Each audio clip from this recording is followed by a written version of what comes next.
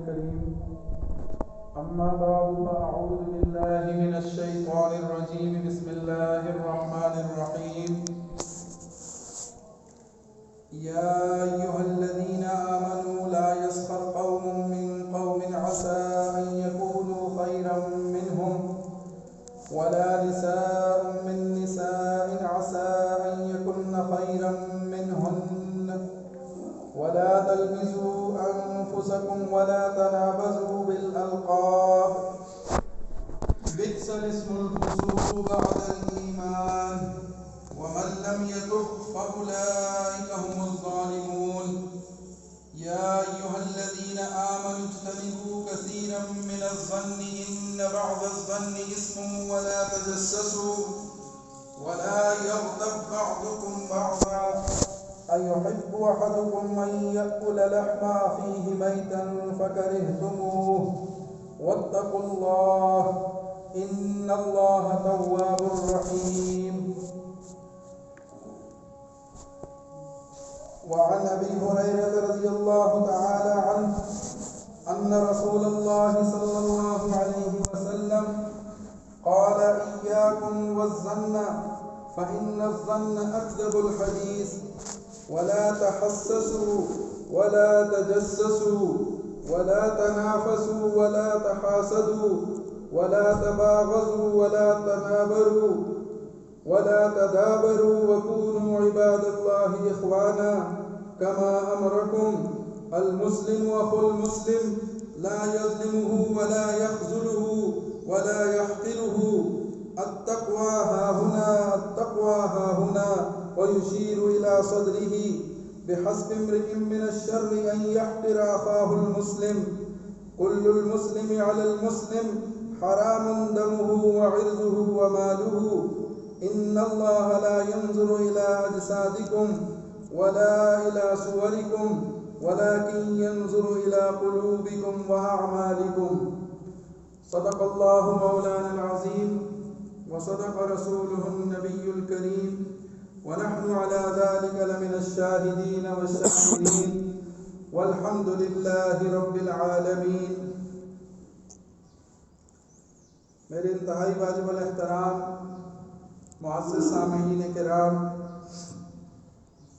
سورۃ الحجرات کا دوسرا رکوع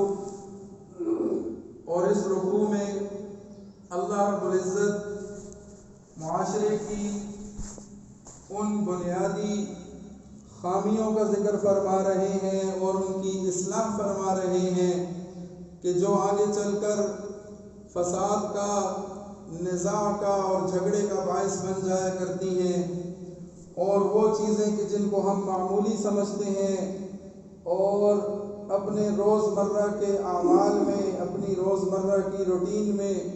ہم نے ان کو اپنایا ہوا ہے، اگر ہم غور کریں تو یہ گناہ بہت آگے تک جاتے ہیں اور فساد کا باعث بنتے ہیں.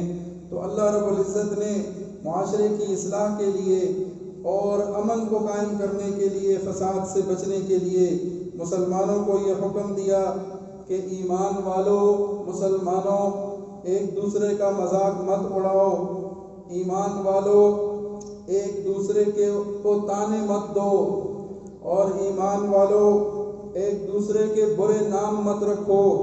اور اسی طرح فرمایا کہ ایمان والو بدگمانی سے بچو، اور ایمان والو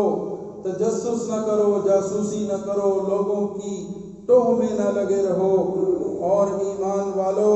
ایک دوسرے کی غیبت نہ کرو. تو بنیادی طور پر ان دو آیات کے اندر اللہ رب العزت نے ان 6 گناہوں کا ذکر کیا کہ جو آپس کے جھگڑے، نفرت اور فساد کا باعث بن جایا کرتے ہیں. میں نے خطبے میں ایک حدیث شریف پڑھی ہے، اس کا ترجمہ سماعت فرمائیں، اس کے بعد مزید آگے بات کرتے ہیں. حضرت ابو ہریرہ رضی اللہ تعالی عنہ سے روایت ہے کہ نبی اکرم صلی اللہ علیہ وسلم نے ارشاد فرمایا، ایاکم والظن، تم بدگمانی سے بچو،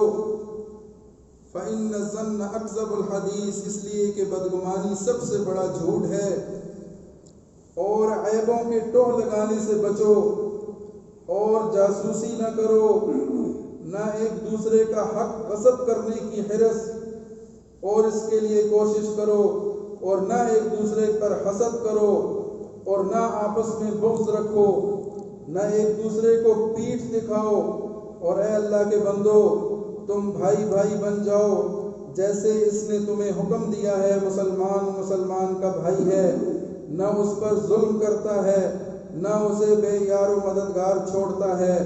اور نہ ہی اس کو حقیر سمجھتا ہے۔ تقویٰ تو یہاں ہے، تقویٰ تو یہاں ہے، اور اپنے سینے کی طرف اشارہ کر کے فرمایا کہ تقویٰ تو یہاں ہے،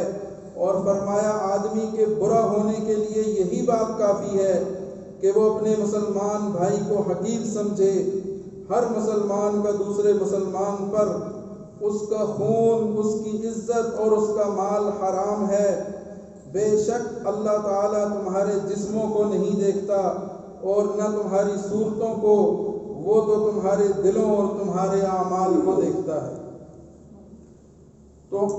حضور علیہ الصلوۃ والسلام نے اس حدیث میں بڑے ہی جامع الفاظ استعمال فرمائے اور ہماری اصلاح کا ذکر فرمایا کہ ان گناہوں سے بچو گے تو تم اصلاح پاؤ گے، اور اگر ان گناہوں کو اپنی محفلوں کا حصہ بنا لو گے اور اپنے اعمال کو درست نہیں کرو گے تو پھر تم ظالم لوگوں میں شمار ہوگے۔ اسی آیت میں فرمایا وَمَن لَّمْ يَتُبْ، اگر توبہ نہیں کرو گے، اگر تم ہنسی مذاق میں، اگر تم ایک دوسرے کے نام بگاڑنے میں، اور اگر ایک دوسرے کو تانے دینے میں، اور اسی طرح بدگمانی کرنے میں، اور ایک دوسرے کی جاسوسی کرنے میں اور غیبت میں مبتلا ہو تو اے ایمان والو باز آ جاؤ، اپنے ان گناہوں سے توبہ کر لو۔ وَمَن لَّمْ يَتُبْ، اگر تم توبہ نہیں کرو گے فَأُولَٰئِكَ هُمُ الظَّالِمُونَ، تو پھر اللہ تمہیں ظالموں میں شمار کرے گا، اور ظالموں کا انجام بہت ہی برا ہے۔ گزشتہ موقع پر عرض کیا تھا کہ آپس کا مذاق اور تانے دینا اور ایک دوسرے سے کہ برے نام سے پکارنا، ان چیزوں کی ممانعت پر مختصراً بات ہوئی تھی، اور گزشتہ جمعے پر بدگمانی سے بچنے پر تفصیل سے بات ہوئی۔ اب اگلا جو حکم فرمایا وَلَا تَجَسَّسُوا، تجسس نہ کرو، ایک دوسرے کی ٹوہ میں نہ لگے رہو، جاسوسی نہ کرو، ان چیزوں کی فکر میں مت رہو کہ جو کسی کے راز ہیں اور وہ ان کو چھپانا چاہتے ہیں، ظاہر نہیں کرنا چاہتے، اور تم ان کے پیچھے پڑ کے ان کی جاسوسی کر کے اور کوشش کر کے فکر کر کے ان کی بات کو نکال لو اور پھر اس کو نشر کرو۔ ایسا نہ کرو، تجسس نہ کرو، دوسرے کی فکر میں نہ رہو، اپنی فکر کرو، اپنے گناہوں پہ نظر کرو۔ جب تم اپنے گناہوں پہ نظر کرو گے تمہیں دوسروں کی فکر بھول جائے گی اور تم اپنی اصلاح کی فکر میں لگ جاؤ گے۔ تجسس ایسی بری چیز ہے، ایسا برا گناہ ہے کہ جو نہ صرف خود غلط ہے بلکہ یہ آگے کئی اور غلط گناہوں کی طرف انسان کو لے کر جاتا ہے۔ جب آپ کسی کی جاسوسی میں پڑتے ہیں، جب آپ کسی کی ٹوہ میں لگتے ہیں، اس کی خامیاں تلاش کرنے کی کوشش کرتے ہیں اور اس کے راز چھپانے کی کوشش کرتے ہیں، تو گویا کہ ہم بدگمانی میں بھی مبتلا ہوتے ہیں، ہم غیبت میں بھی مبتلا ہوتے ہیں، اور اسی طرح سے ہم بہتان کی حد تک بھی چلے جاتے ہیں۔ تو ایک تجسس ہمیں بہتان، غیبت اور بدگمانی جیسے کئی اس طرح کے گناہوں میں مبتلا کر دیتا ہے۔ اس لیے حضور اللہ تعالیٰ نے صاف الفاظ میں فرما دیا وَلَا تَجَسَّسُوا، تجسس مت کرو، دوسروں کی ٹوہ میں نہ لگے رہو، دوسروں کی فکر مت کرو۔ اور ایک اور مقام پر اللہ تعالیٰ نے ارشاد فرمایا تِلْکَ أُمَّةٌ قَدْ خَلَتْ، وہ کچھ لوگ تھے جو چلے گئے، گزر گئے، لَهَا مَا كَسَبَتْ وَلَكُمْ مَا كَسَبْتُمْ، انہوں نے جو کچھ کیا وہ ان کے ساتھ تھا، جو تم کر رہے ہو یہ تمہارے، اس کا تم سے پوچھا جائے گا۔ وَلَكُمْ مَا كَسَبْتُمْ وَلَا تُسْأَلُونَ عَمَّا كَانُوا يَعْمَلُونَ، وہ جو کچھ کر گئے اس کا تم سے نہیں پوچھا جائے گا کہ وہ کیا کر گئے اور کیوں کر گئے۔ اس لیے دوسروں کے اعمال کی فکر چھوڑو، اپنی فکر کرو کہ میں کیا کر رہا ہوں اور میں کس مقام پہ کھڑا ہوں، مجھے مجھے کیا کرنا چاہیے اور کن چیزوں سے بچنا چاہیے۔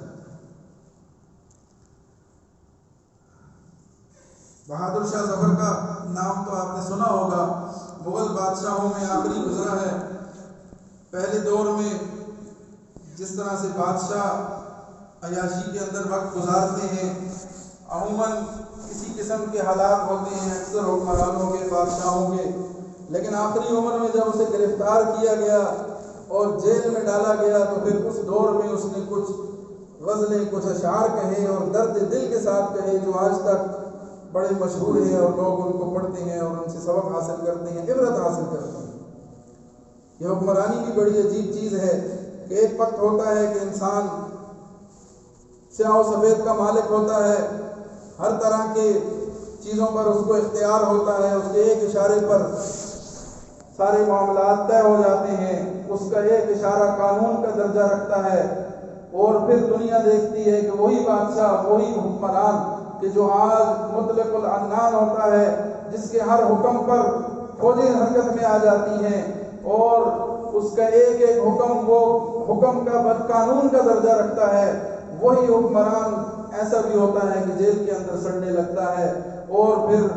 یہ دنیا دیکھتی ہے حالات بدلتے ہوئے، تلک امت قد خلت تلک الایام نداولها بین الناس، یہ دن ہے اللہ تعالیٰ پھیرتے رہتے ہیں لوگوں کے درمیان، آج کے حکمران کل کے قیدی اور کل کے قیدی آج کے حکمران بن جایا کرتے ہیں۔ تو بہادر شاہ ظفر نے ایک شعر، بڑا پیارا شعر کہا ہے کہ جس میں وہ یہ کہتا ہے، رہے ڈھونڈتے اوروں کے عیب و ہنر،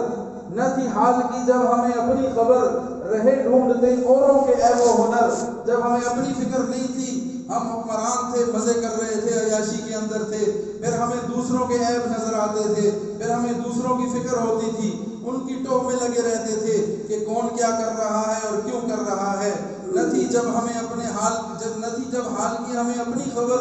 رہے اوروں کے عیب، رہے ڈھونڈتے اوروں کے عیب و ہنر، پڑی اپنی خطاؤں پر جب نظر تو نگاہ میں کوئی برا نہ رہا، جب ہمیں اپنی خطاؤں پر نظر پڑی، آج ہم قید میں آگے جیل کے اندر پڑ کے جب ہم اپنی زندگی پہ نظر دوڑاتے ہیں، اپنے ماضی کو دیکھتے ہیں، اپنے گناہوں کو یاد کرتے ہیں، اپنے اعمال کو دیکھتے ہیں، پڑی اپنی خطاؤں پر جب نظر تو نگاہ میں کوئی برا نہ رہا، اب ہمیں کوئی برا نہیں لگتا کیونکہ ہمیں فکر ہی کسی کی نہیں رہی، اپنے ہی گناہ اتنے ہیں، اپنے ہی بوجھ اتنا ہے گناہوں کا ہمارے سر پر کہ اگر اسی کی اصلاح ہو جائے، اسی سے ہم توبہ کر لیں تو ہمارے لیے کافی ہے۔ تو جو شخص اپنی طرف نظر کرتا ہے، اپنی اصلاح کی فکر کرتا ہے، پھر وہ اوروں کے عیب و ہنر نہیں ڈھونڈا کرتا، پھر وہ اوروں کی ٹوہ میں نہیں لگتا، پھر وہ بدگمانیاں نہیں کرتا، پھر وہ تجسس نہیں کرتا، کسی کی جاسوسی کرنے کا اس کو خیال تک نہیں آتا۔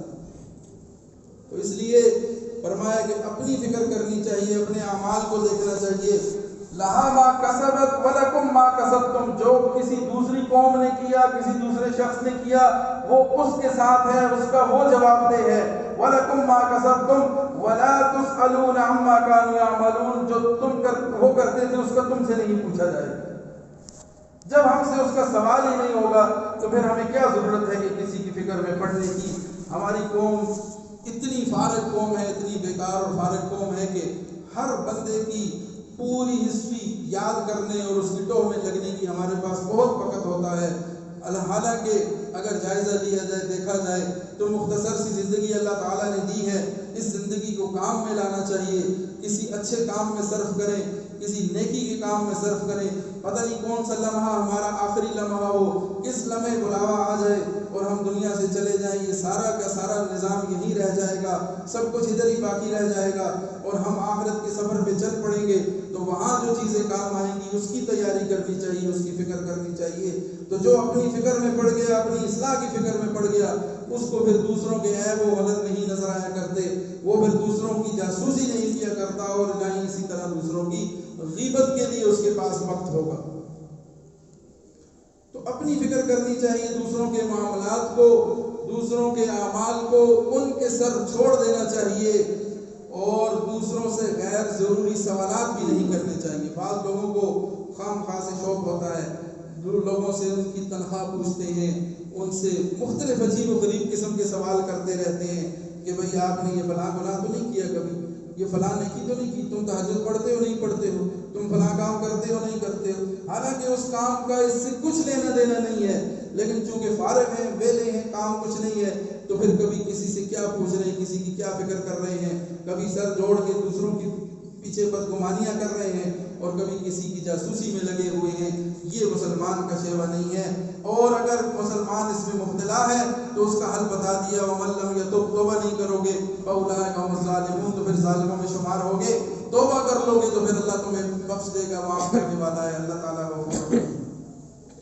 تو اس لیے اپنے اعمال کی فکر کرنی چاہیے، اور دوسروں کی تجسس میں، دوسروں کی ٹوہ میں لگنا یہ درست بات نہیں ہے۔ اور اگر ہم دیکھتے ہیں اپنے بزرگوں کے دیکھیں واقعات، تو ایسی ایسی مثالیں ملتی ہیں کہ انہوں نے چھوٹی چھوٹی جن چیزوں کو ہم چھوٹا اور معمولی سمجھتے ہیں، ان چیزوں کی بھی اتنی رعایت کی کہ انہوں نے اس کو کمال درجے تک پہنچایا اور اپنے اعمال کی ہر وقت اصلاح کی۔ حضرت مولانا اشرف علی تھانوی رحمہ اللہ کے خلیفہ گزرے ہیں خواجہ عزیز الحسن مجذوب رحمہ اللہ، جو اپنے دور میں کسی بڑی پوسٹ پر تھے، بڑے افسر تھے، لیکن حضرت کی خدمت میں آئے اور آپ کی شاگردی اختیار کی اور اپنے آپ کو حضرت کے حوالے کیا، سیکھا، عمل کیا، اور مجاہدے کر کر کے اس مقام تک پہنچے کہ حضرت اشرف علی تھانوی رحمہ اللہ نے ان کو خلافت بھی عطا کی، اور ان کے بڑے درد بھرے اشعار بھی ہیں، بڑی انہوں نے شاعری بھی کی ہے، بڑے پائے کے شاعر بھی تھے اور بہت بڑے افسر بھی تھے۔ تو اس دور میں ایک مرتبہ ایسا ہوا کہ وہ کسی سفر میں جا رہے تھے، سفر میں ساتھ 2 شخص اور تھے، یہ دیکھنے میں بظاہر مولوی لگتے تھے، سادہ سے تھے، طبیعت سادہ تھی، حلیہ بھی سادہ اور فقیروں والا تھا، دیکھنے والے کو لگتا تھا کہ یہ کوئی سادہ آدمی ہے، اس کو سمجھ نہیں آتی ہوگی، تو وہ آپس میں انگلش میں بات کرنے لگے، انگریزی میں گفتگو کرنے لگے، اور کوئی ایسی بات کر رہے تھے کہ جو انہی کے خلاف تھی شاید، یا ایسی کوئی بات کر رہے تھے جو ان کو پتہ نہ چلے، تو وہ ان سے چھپانے کے لیے انگریزی میں بات کرنے لگ گئے۔ تو حضرت نے فوراً فرمایا کہ اگر آپ یہ سمجھ رہے ہیں کہ مجھے انگریزی نہیں آتی تو آپ مجھے بتا دیں، میں یہاں سے اٹھ کے چلا جاتا ہوں، آپ اپنی بات کر لیں، مجھ سے چھپانے کے لیے یہ نہ کریں، کیونکہ مجھے سمجھ آتی ہے، اور آپ یہ سمجھیں گے کہ مجھے سمجھ نہیں آ رہی تو پھر میرا آپ کے بارے میں بدگمانی پیدا ہوگی، آپ کی میرے بارے میں سوچ غلط ہوگی، میری آپ کے بارے میں سوچ غلط ہوگی۔ تو اس چیز سے بچنے کے لیے انہوں نے پہلے ہی اس سے منع کر دیا۔ یہ بڑے حوصلے کی بات ہے، بڑے ضرف کی بات ہے۔ آج ہم کوشش کر کے دوسروں کے معاملات میں دخل اندازی کرتے ہیں، کوشش کرتے ہیں کہ کسی کی کال سن لیں، کسی کا میسج پڑھ لیں، کسی کے موبائل کو ہیک کر لیں، کسی کی کمزوری کو اپنے پاس لے کر جمع کر لیں، کسی کے راز سے واقف ہو جائیں تاکہ کل کو ہم اس کو استعمال کر سکیں اسی کے خلاف۔ لیکن مسلمان معاشرے کے اندر اس چیز کی گنجائش نہیں ہے، اور اس چیز سے منع فرمایا گیا۔ حضرت مفتی رشید احمد گنگوہی رحمہ اللہ کا بھی اسی طرح کا واقعہ ہے۔ ایک مرتبہ ٹرین میں سفر کر رہے تھے، ساتھ 2 ساتھی اور تھے، وہ آپس میں کچھ باتیں کرنے لگے، شاید ان کے خلاف تھی، اور یہ اس وقت لیٹ گئے سونے کے لیے، بظاہر ایسا لگ رہا تھا کہ سو گئے ہیں، اور ان دوستوں نے سمجھا کہ یہ سو رہے ہیں، لہٰذا انہوں نے ان کے خلاف باتیں کرنی شروع کر دی۔ تو فوراً اٹھ گئے اور فرمایا کہ آپ یہ سمجھ رہے ہوں گے میں سو گیا ہوں، میں نہیں سویا، اگر آپ کہتے ہیں تو میں یہاں سے چلا جاتا ہوں، آپ اپنی بات پوری کریں، تاکہ میں آپ کے بارے میں بدگمانی نہ کروں، آپ میرے بارے میں بدگمانی نہ کریں، اور ایک دوسرے کی رازوں سے واقف نہ ہو، ان کو چھوڑ دیں، انہی کے حوالے کر دیں۔ اللہ تعالیٰ کا نظام اپنا نظام ہے، اللہ تعالیٰ خود دیکھ لیں گے، خود فیصلہ فرما لیں گے کس کے کیا اعمال ہیں اور اس کو کیا سزا دینی ہے، کیا جزا دینی ہے۔ یہ ہمارے ذمے کے کام نہیں ہے، ہم نے آج ان چیزوں کو اپنے ہاتھ میں لے لیا ہے اور اس چیز میں پڑ چکے ہیں۔ اللہ تعالیٰ ہماری اس سے اصلاح فرما دے۔ تو جو بنیادی معاشرتی برائیاں ہیں اس میں سے بدگمانی سے منع فرمایا گیا، اور یہ بھی عرض کیا تھا کہ بدگمانی سے بھی بچو اور ان جگہوں سے بھی بچو جہاں پر جانے سے دوسروں کو آپ کے بارے میں بدگمانی ہو سکتی ہے، اور اپنے معاملات کو صاف رکھو، واضح رکھو، خصوصاً مالی معاملات یا لین دین کے جو معاملات ہیں ان کو لکھ کے رکھو اور واضح کر کے رکھو، تاکہ کسی بھی موقع پر کسی کو بدگمانی نہ ہو اور کسی کو کوئی ابہام نہ رہے۔ اور آگے فرمایا وَلَا يَغْتَبْ بَعْضُكُمْ بَعْضًا، اور ایک دوسرے کی غیبت مت کرو۔ تو رسول اللہ صلی اللہ علیہ وسلم نے پوچھا صحابہ سے یا یوں بھی روایت میں آتا ہے کہ آپ علیہ السلام نے صحابہ سے عرض کیا کہ کیا میں تمہیں نہ بتاؤں کہ غیبت کیا ہے؟ تو صحابہ نے عرض کیا کہ اللہ کے رسول آپ بہتر جانتے ہیں، آپ عرض کر دیں، فرما دیں غیبت کیا ہے؟ تو حضور صلی اللہ علیہ وسلم نے فرمایا اپنے کسی مسلمان بھائی کی ایسی بات کرنا اس کی غیبت میں، یعنی اس کے نہ ہونے کے وقت اس کی غیر موجودگی میں ایسی کوئی بات کرنا کہ جو اگر اس کے سامنے آپ کریں تو اس کو ناگوار گزرے۔ وہ نہیں چاہتا کہ میری اس طرح سے بات کی جائے، میرا ایسے تذکرہ کیا جائے، اور آپ اس کے نہ ہوتے ہوئے وہ بات کر رہے ہیں تو یہ آپ اس کی غیبت کر رہے ہیں۔ تو صحابی نے فوراً عرض کیا کہ اللہ کے رسول اگر وہ برائی وہ گناہ اس کے اندر پایا جاتا ہے تو کیا پھر بھی یہ غیبت میں شمار ہوگا؟ یعنی وہ گناہ اس میں پایا جاتا ہے اور وہ بندہ موجود نہیں ہے اور دوسرا بندہ کہتا ہے کہ یہ اس نے ایسا کیا اور یہ گناہ اس کا ہے، تو حضور نے فرمایا یہی تو غیبت ہے۔ اگر وہ گناہ اس کے اندر نہیں پایا جاتا تو پھر وہ غیبت نہیں، وہ تو اس سے بھی بڑا بہتان ہے۔ غیبت اسی کو کہتے ہیں کہ جو برائی، جو عادت دوسرے شخص کے اندر موجود ہو اور اس کے سامنے وہ بات کرنا اس کو ناگوار گزرے، وہ بات اگر اس کے نہ ہوتے ہوئے آپ کریں گے تو یہ غیبت کہلائے گی۔ اور اس غیبت کو مثال کیا دی آپ ذرا اندازہ لگائیں۔ أَيُحِبُّ أَحَدُكُمْ أَن يَأْكُلَ لَحْمَ أَخِيهِ مَيْتًا فَكَرِهْتُمُوهُ، کیا تم پسند کرتے ہو کہ تم اپنے مردہ بھائی کا گوشت کھاؤ؟ فَكَرِهْتُمُوهُ، یقیناً تم اس سے کراہت محسوس کرتے ہو، اس کو برا محسوس کرتے ہو، لیکن کیا وجہ ہے کہ تم غیبت کر رہے ہو گویا کہ تم اپنے بھائی کا گوشت کھا رہے ہو۔ اس قدر شدید مثال بیان کر کے اس گناہ کی شدت کو عرض کیا کہ جس طرح ایک بھائی آپ کا مر جائے، مردہ ہو اور اس کی لاش پڑی ہو اور اس لاش میں سے آپ گوشت لے لے کر نوچ نوچ کے اس کو چبا رہے ہو، کھا رہے ہو، ایسا ممکن ہی نہیں کوئی کر لے۔ اگر ایسا بھی کوئی کر لے تو یہ اس سے بھی بڑا گناہ ہے کہ آپ اس کی غیبت کر رہے ہیں، پیٹھ کے پیچھے اس کے نہ ہوتے ہوئے آپ اس کو برا بھلا کہہ رہے ہیں اور اس کے بارے میں بات کر رہے ہیں۔ اور یہ ایسی بیماری ہے، ایسی برائی ہے کہ جس کو آج ہم نے اپنی طبیعت کا حصہ بنا لیا ہے۔ ہمیں مزہ ہی نہیں آتا، ہماری مجلس اس وقت تک پوری نہیں ہوتی کہ جب تک ہم کسی کی غیبت نہ کریں اور کسی کا شجرہ نسب سارا اوپر نیچے سارا ایک برابر نہ کر کے رکھیں۔ تو آج ہماری جو ہے نا وہ طبیعت کا حصہ بن چکی ہیں یہ چیزیں۔ ابھی میں راستے میں آ رہا تھا تو میرے سامنے ایک بچی بیٹھی تھی، چھوٹی، کچھ 6-7 ماہ کی بچی ہوگی، اور اس کے ہاتھ میں وہ کھانے کے لیے کچھ تھا، یہ جو آج کل جو غیر معیاری اشیاء ملتی ہیں پاپڑوں کی شکل میں اور اس قسم کی چیزیں، تو وہ کھا رہی تھی وہ بچی اور وہ لذت اس کو حاصل ہو رہی تھی۔ تو اس عمر میں آج ہمارے بچوں کو جو لت پڑ جاتی ہے، جو ذائقہ منہ کو لگ جاتا ہے، پھر اسی ذائقوں کو لے کر وہ ساری زندگی چلتے رہتے ہیں۔ اور یہ شکایت ہم میں سے اکثر لوگ آپ کو کرتے ہوئے نظر آئیں گے کہ جی ہمارے بچے تو کھاتے ہی کچھ نہیں سوائے فلاں چیز، پاپڑ، سلانٹی، فلاں اس قسم کی چیزیں کھاتے ہیں اور خوراک نہیں کھاتے، اپنی روٹی سے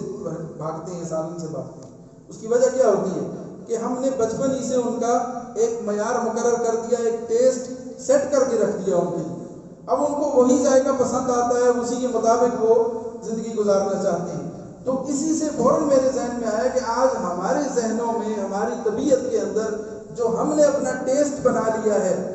وہ کیا ہے؟ وہ بھی اسی طرح جیسے ایک بچے کو غیر معیاری اشیاء کھلا کر ہم نے اس کا بیڑا غرق کیا، اس کے معدے کا، اس کی طبیعت کا، اس کی ساری زندگی اسی انداز میں گزرے گی۔ اور اس کی صحت پر ہم نے سمجھوتا کر لیا کہ وہ چپ بیٹھا ہے، خاموش ہے، بس موبائل پکڑا دو اس کو اور یہ پاپڑ پکڑا دو، وہ کھاتا رہے گا، موبائل دیکھتا رہے گا، میری جان چھوٹی رہے گی۔ اسی طریقے سے بالکل اسی مثال کو سمجھ کے ہم اپنے اوپر نظر کریں کہ ہم نے کس طریقے سے بدعمالیوں کو اپنے ذائقے کا، اپنے مزاج کا حصہ بنا لیا۔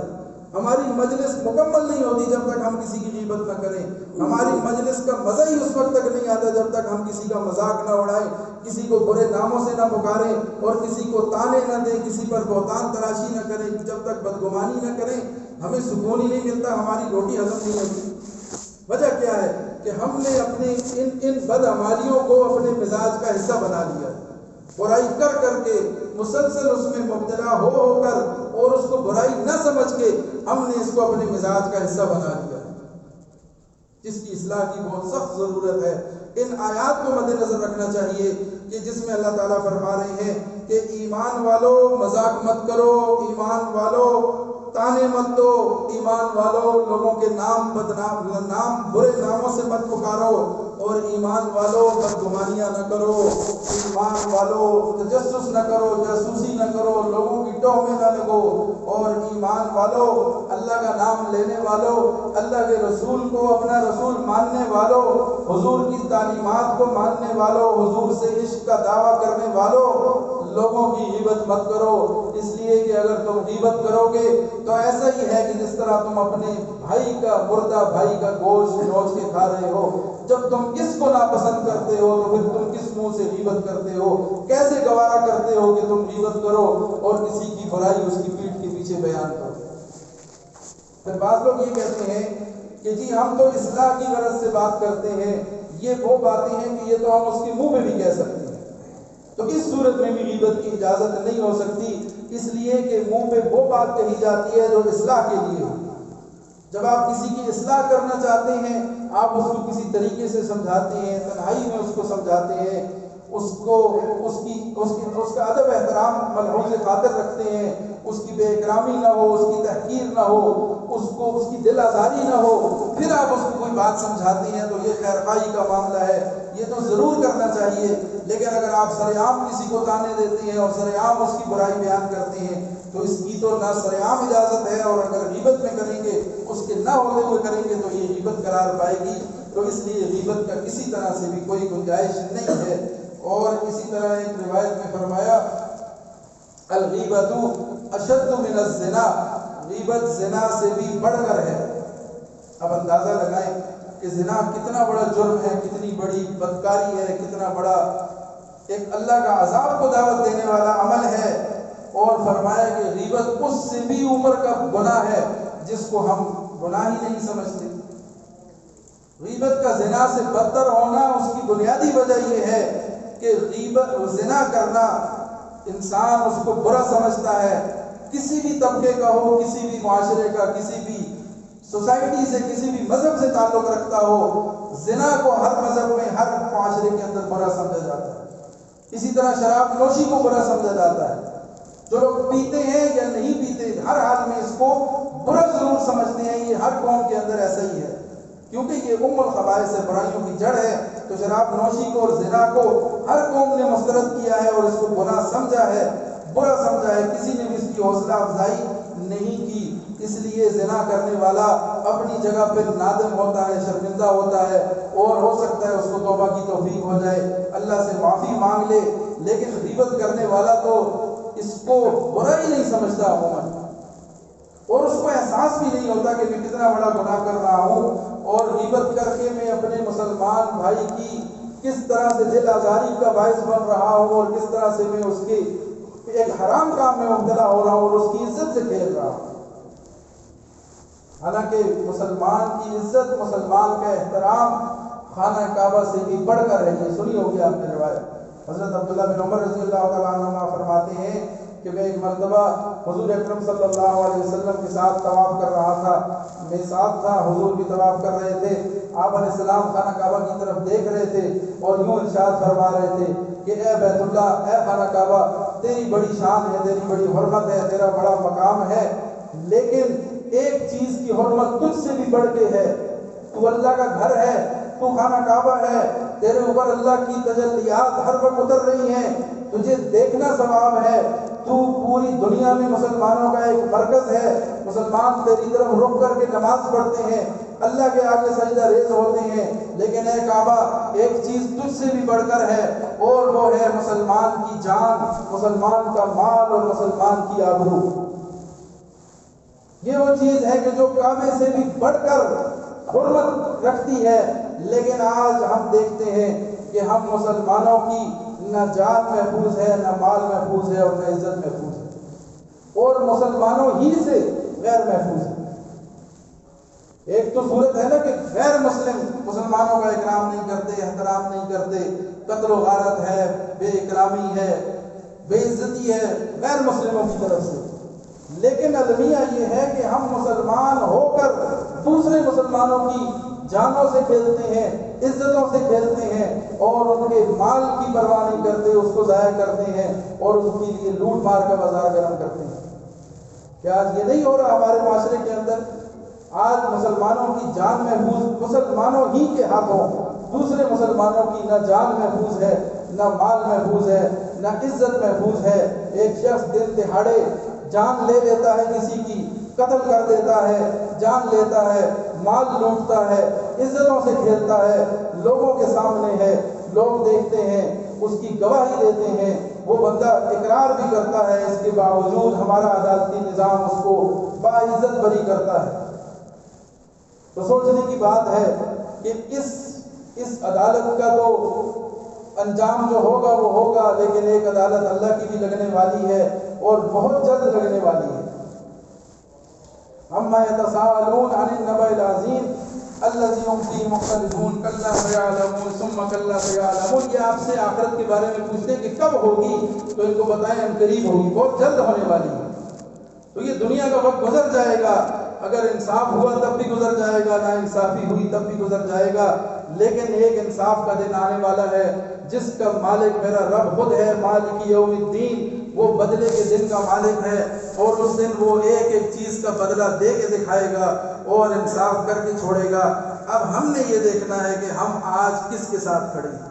ہم ظالم کے ساتھ کھڑے ہیں یا مظلوم کے ساتھ کھڑے ہیں؟ اگر ہم ظالم کے ساتھ کھڑے ہیں تو پھر ہمیں اپنے انجام کی فکر کرنی چاہیے۔ ہم اگر آج اپنی برادری کو دیکھ کر، اپنے بھائی چارے کو دیکھ کر، اپنے علاقے کو دیکھ کر اور اپنی دوستیوں کو دیکھ کر ظالم کا ساتھ دیتے ہیں تو پھر ہم بہت بڑی خطا کر رہے ہیں، اس لیے کہ ظالموں کا انجام اللہ نے بہت برا رکھا ہے۔ اگر ہم مظلوم کے ساتھ کھڑے ہیں تو مظلوم کے ساتھ اللہ کی مدد ہے، اس کے صبر کرنے پر اللہ اس کو اجر دیتا ہے، اور اس کے اور اللہ کے درمیان کوئی رکاوٹ نہیں ہے۔ اس کی دعا، اس کی بددعا اللہ ڈائریکٹ سنتا ہے، اور پھر جب وہ عرش تک اس کی دعائیں بددعائیں پہنچتی ہیں تو وہ پھر اللہ کا نظام حرکت میں آتا ہے اور پھر ظالم اپنے انجام تک پہنچتے ہیں۔ اللہ تعالیٰ ہمیں ہمارے اعمال کی اصلاح فرما دے، اللہ تعالیٰ ہمیں نیک جذبہ عطا فرمائے، اور اللہ تعالیٰ ہمیں شریعت کے مطابق زندگی گزارنے کی اور شرعی احکامات کو سمجھنے کی اور ان پر عمل کرنے کی توفیق عطا فرمائے۔ وآخر دعوانا ان الحمد للہ رب العالمین۔